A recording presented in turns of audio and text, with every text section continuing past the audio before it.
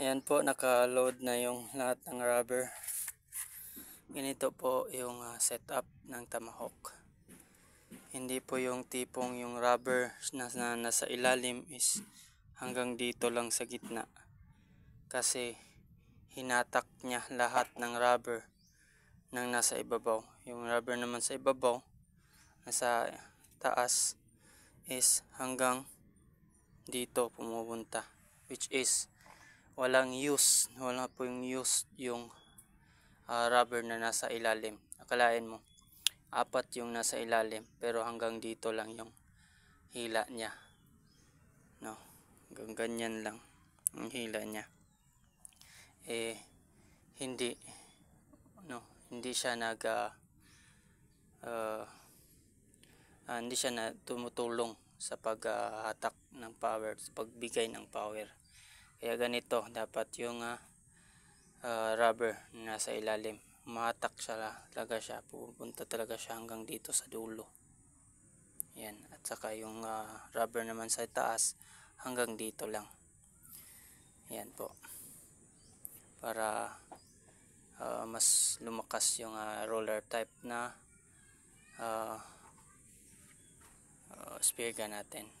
FYI, hindi po sa akin yung spear gun, hindi po akong gumawa ng spear gun nito.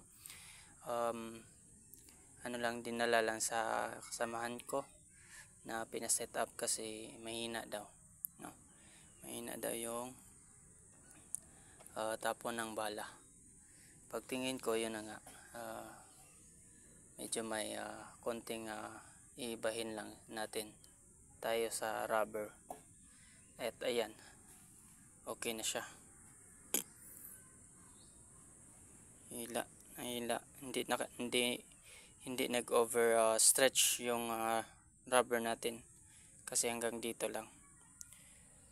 Ayan. Kasi pag walang Dyneema yung ilalim niyan, hihilain talaga siya kasi apat yung nasa ilalim tapos dalawa lang yun siya dito. Hihilain talaga yung rubber nyo sa ibabaw dahil apat yung nasa ilalim. Ito kahit i-anim nyo pa, no? 6 na rubber yung nasa ilalim, goods pa rin yan. Yan, kahit wala na tayong pulley dito, okay na okay, goods na goods. Kahit wala ka ng pulley, wala ka ng tawag dito, yung branded na mga pulley, pwede yan, pwede na siya. Kahit ilang rubbers yung gagawin mo dito, ilalagay mo, pero wag ka lang mag-overpower kasi hindi na rin mag-accurate yung tawag na ito, yung shaft. Ayan. Sana nakatulong sa inyo yung video na ito. Paki-like and share naman po, and subscribe na rin para palagi kayong updated sa mga bagong video na ilalabas natin tulad nito. Sana may natutunan din po kayo sa video na ito. Maraming salamat po sa lahat. At ingat po lagi, dive safe. God bless. Adios mga kakawagan. Hello, magandang umaga po sa lahat mga ka-Sparrow. Share ko lang yung setup kung paano siniset up yung Tomahawk, no? Yung roller type. Hindi po sa akin yung spear gun nito, no? Pina-set up lang yung rubber, no? Ito yung rubber niya. Ayan, sabi niya mahina daw. Mahina. Hindi malakas. Kasi nakita ko kasi hindi tama yung pagka-setup, no. Ayan.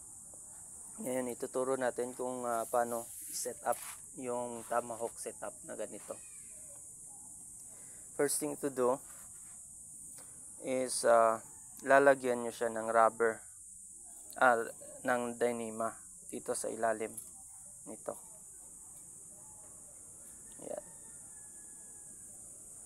Tapos yung Dyneema is dapat hanggang dito lang siya, no? Hanggang ganyan lang. Tapos yung dulo dito. para hindi siya, yung purpose ng Dyneema, para yung rubber hindi ma-overstretch. Hindi siya ma-overstretch. Kasi pagka walang rubber, walang Dyneema, ma-overstretch yung rubber na nasa itaas. Gaya na lang nito. Akalain mo 4 na rubber band sa ilalim, tapos dadalawa lang yun sa itaas. Ma-overstretch talaga yung rubber. Ang nangyayari, hanggang dito yung rubber, yung rubber sa itaas, hanggang dito nag-overstretch siya. Di yung rubber sa ilalim walang kwenta, wala na siyang kwenta, no? Kasi hindi naman siya naghatak, hindi siya nag-stretch yung rubber sa ilalim. Yung tawag nito, nagagamit lang is yung rubber na nasa itaas, which is parang single rubber lang siya, no? Single rubber lang, kasi hindi nag-stretch yung rubber sa ilalim. Ang ginagawa natin is ganito, nilalagyan natin ng Dyneema yung rubber na nasa itaas, tapos isukat nyo lang yung rubber yung Dyneema hanggang dito lang, para hanggang dyan lang yung stretch ng rubber na nasa itaas. Okay? Yan. Kung paano ko naman ginagawa, kung paano ko naman pinapasok yung tawag nito, yung Dyneema sa rubber, kasi maliit yung rubber, maliit yung ID ng rubber. Pinapasok ko yung stringer, yung stringer pinapasok ko dito papunta sa kabilang dulo, tapos doon ko na lang itatali yung Dyneema na gagamitin ko. Tapos hihilain nyo lang siya dahan-dahan hanggat lumagpas dito. Tapos isukat nyo doon sa sa barrel hanggang dito sa labas. Yan. Sana nakatulong sa inyo mga bro, para lumakas konti yung ating mga spear gun, yung mga roller type na gustong maging invert na siya, pero tomahawk setup tawag nila nito. Yan. No need na siya ng pulley. No need na rin po ng tawag nito. Pulley at saka may roller naman pala. Sige, yun lang mga bro, no? Kung nakatulong sa inyo yung video na ito, paki-like and share naman. Subscribe na rin po para palagi kayong updated sa mga bagong video na ilalabas natin tulad nito. Maraming salamat.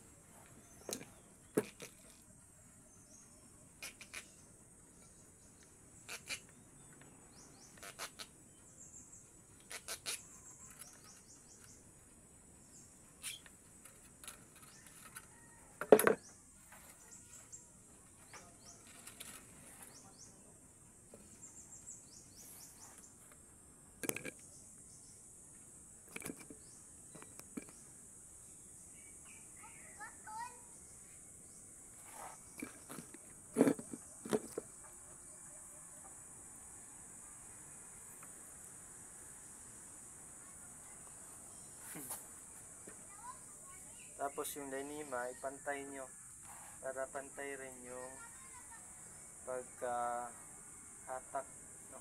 Pagka-align ng rubber. Pantay nyo siya.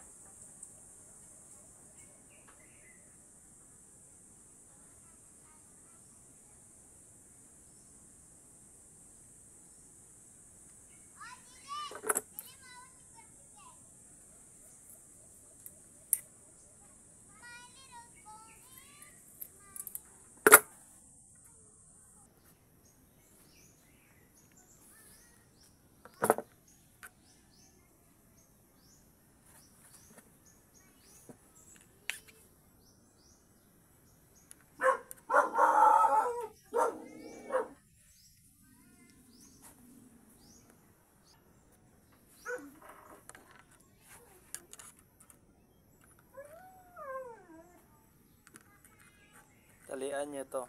Tulian nyo muna para mahatak nyo siya.